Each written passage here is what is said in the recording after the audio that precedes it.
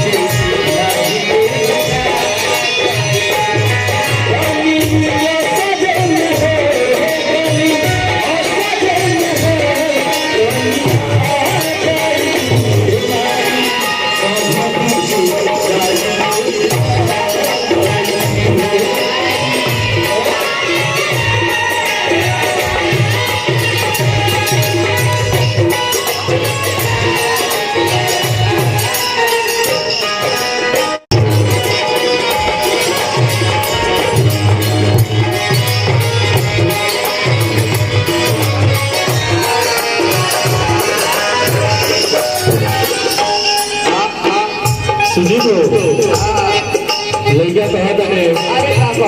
कि दुनिया तू ही बनावे लोग दुनिया तू ऐसे बनावे लोग कि सारा कुछ से संचालित होता है जो कुछ भी होता है और दिमाग के संबंध सीधे तारा से बैठे लड़किया कहा था